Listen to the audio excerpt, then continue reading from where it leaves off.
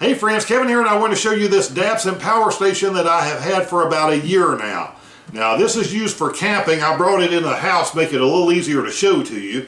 Nice big storage capacity with the batteries in here. Of course, several types of USB ports. You have your 12 volt over here, which is great if you're running a 12 volt refrigerator while you're camping.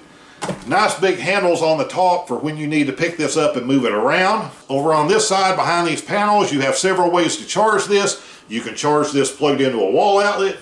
You can charge this with solar panels. Over on this side you have your standard AC outlets, but something else you have with this is you have this 30 amp outlet.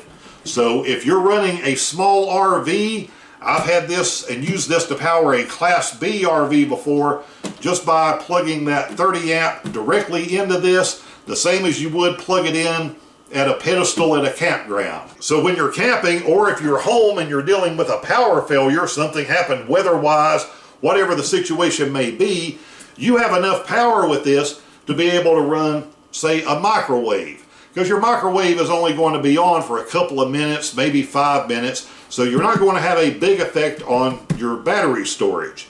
But this has enough oomph to be able to run that. Another thing you can possibly do with this Dabbsson unit is run one of these induction cooktops. So if you choose, you can do away with propane or butane and having to have all of those extra parts and carry all that stuff and try to find that stuff when you're out.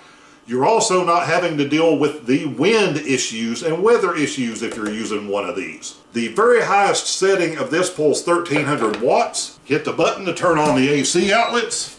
You can see this has powered up. 425, turn this up to the highest heat setting, which is actually about 500 degrees for searing meat or to do a quick boil of water.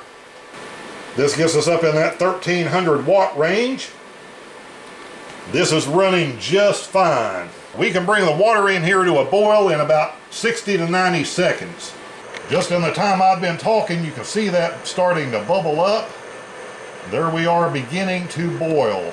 And we've used a whopping 3% of our battery capacity to bring that to a rolling boil at the fastest, hottest setting on this. As I said, I've had this thing for about a year. It's been knocked around, moved around, has a few scratches on it, even has a little bit of mud on it over here on the side. I certainly haven't been disappointed, and I don't believe anyone else is going to be disappointed in one of these either. It just keeps right on ticking.